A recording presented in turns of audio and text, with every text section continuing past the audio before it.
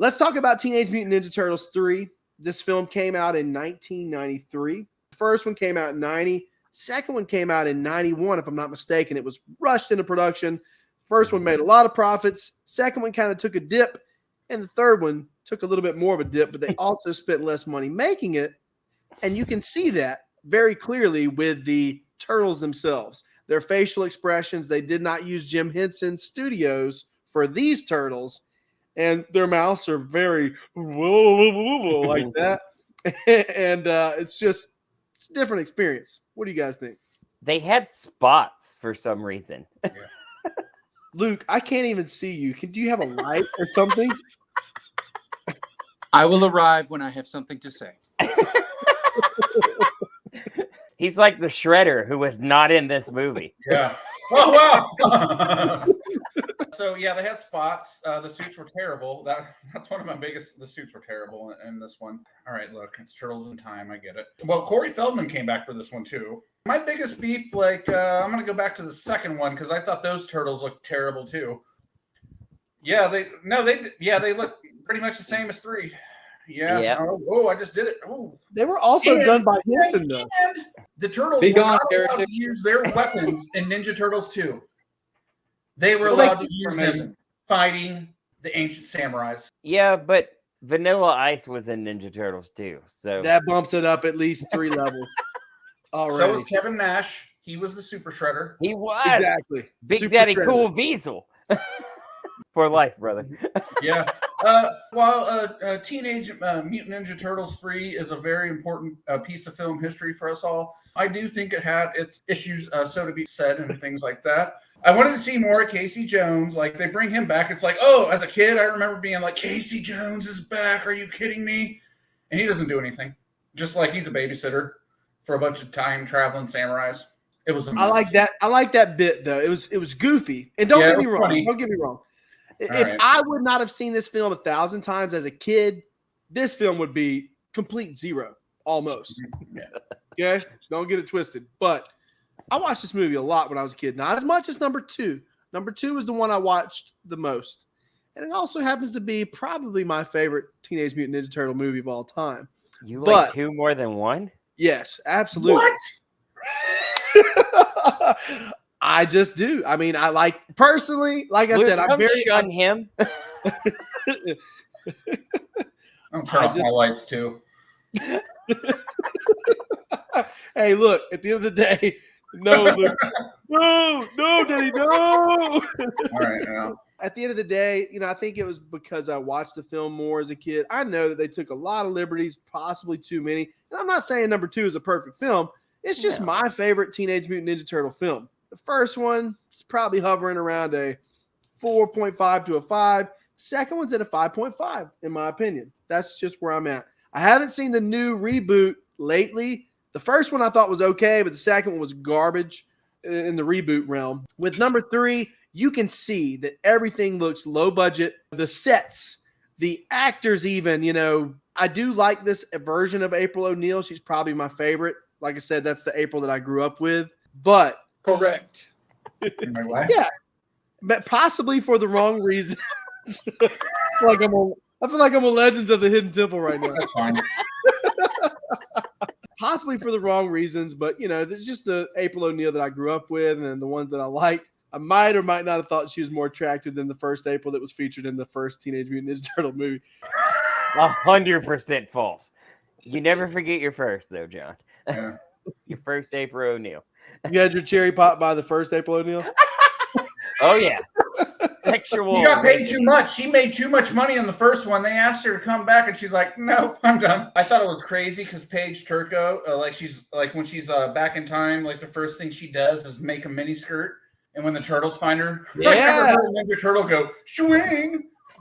Like, come on, dude. There was one joke that I heard in this movie. Luke might be getting arrested right now. Yeah, are the cops there, Raphael? There are no crimes for which I can commit. Man, this movie, it took me 3 times to watch it. Really?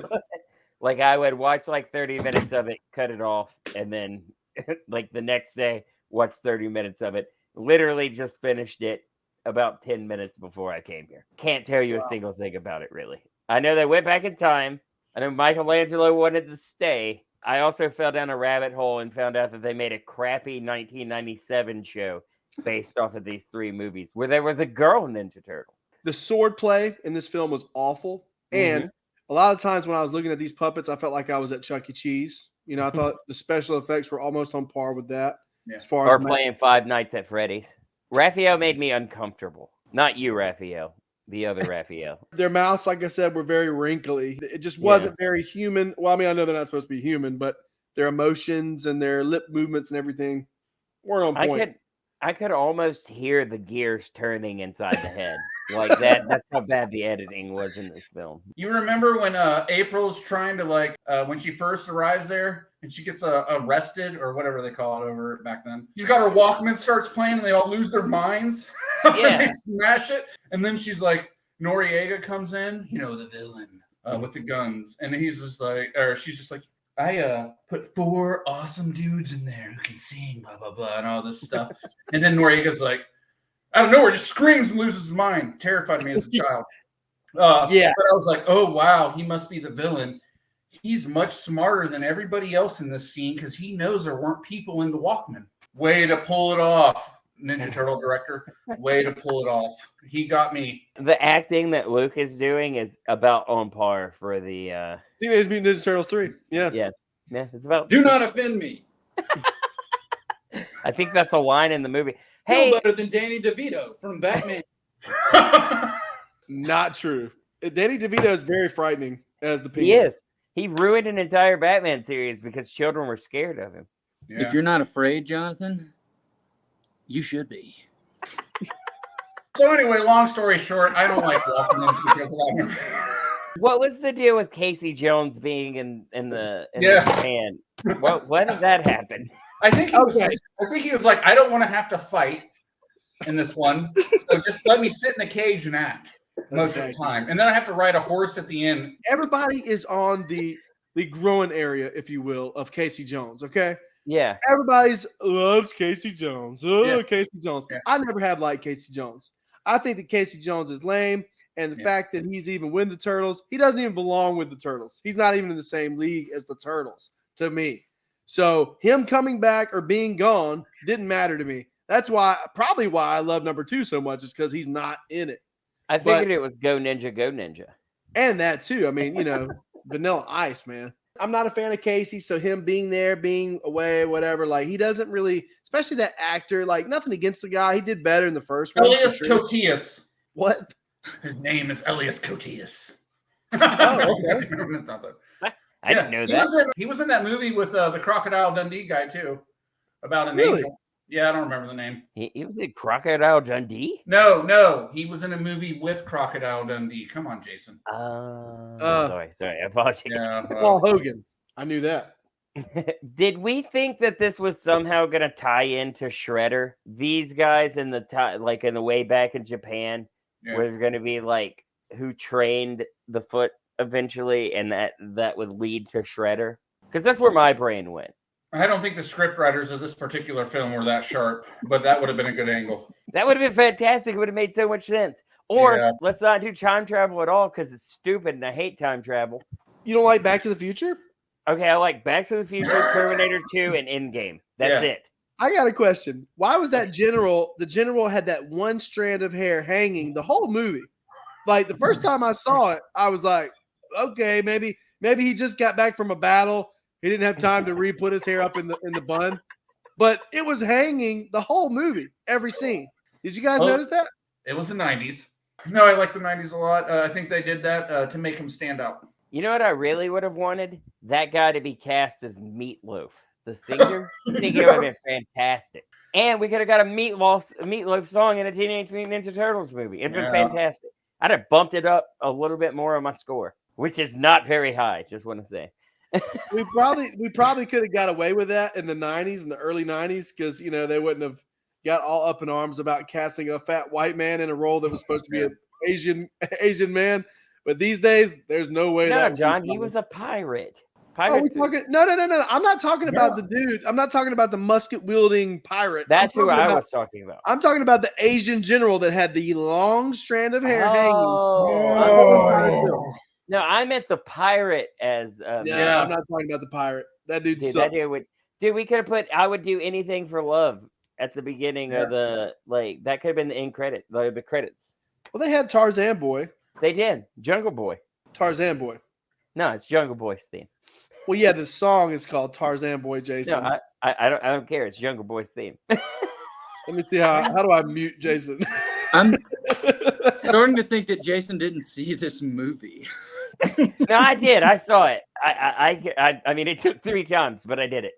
Yeah, we all subjected ourselves to this film. I mean, it's not dreadful, but it's pretty bad. Close. Was the movie good enough that there's a market for people to actually want to know what the reviews were? Yes, because people love watching reviews of terrible films. They love watching other people on YouTube talk about terrible films. Yes, they do. That's a fact. But here's the thing. Because I was worried about doing this, Jonathan.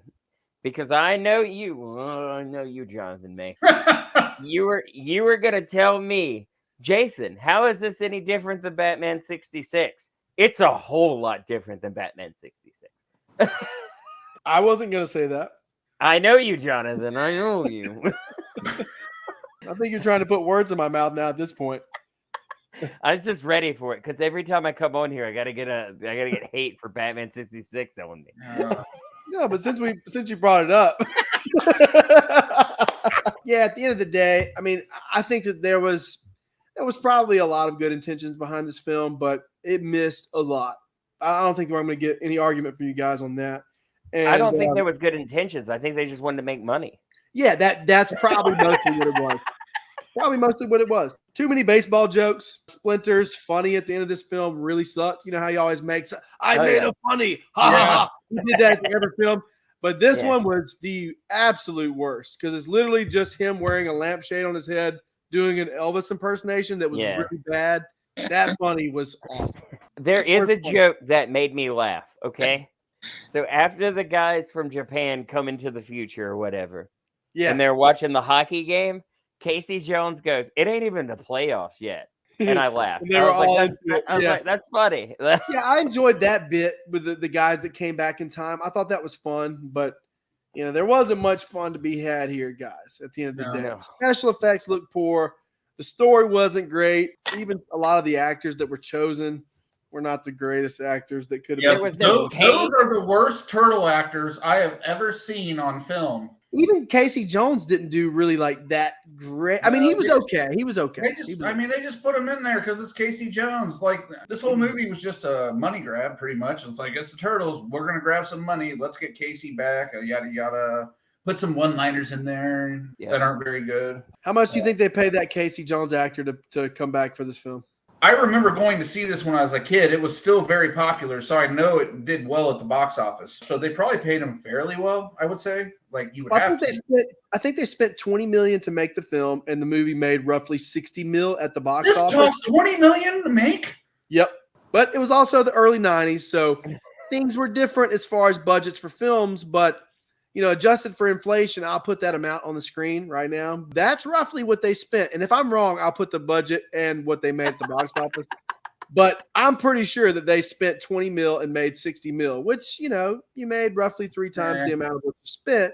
It was a lot less than the other 2 Turtle movies at gross total. How much did Batman make? 89. All the money. Yeah, the first one blew the box office open. No. Danny DeVito. That one probably made a good bit too. That was probably the last successful. Well, I mean, the third one probably made Forever made money too. Forever made more money than Return. He got so mad when you said Forever made money. I agree. Batman and Robin even made money. It just the critics were starting to hammer it pretty hard though. That movie's the only reason I have no respect for Joel Schumacher. Batman and Robin. I thought it would be The Wiz. Well, all right. Jonathan, you are correct. They spent $21 million to make this movie. He said 20 if we're being honest, but that's fine. Oh my gosh! Batman Returns grossed $266 million. And it had a Happy Meal toy attached to it. Yeah, I had those You guys toys. remember the That Batman and means Robin? Danny or DeVito Batman- made a I don't ton know. of money for this. Yeah, it wasn't bad. Luke, just give it up, man. A lot of people like that film. That's my wife's favorite Batman movie. Yeah, I it might be my favorite old school Batman And you movie. made a mistake. Batman Returns? Wait, hold on. That's your favorite? No, that's not my favorite. Old school Batman, like out of the four, the first Yeah. four, I think it might be my favorite over Batman '89. I think I agree with that too.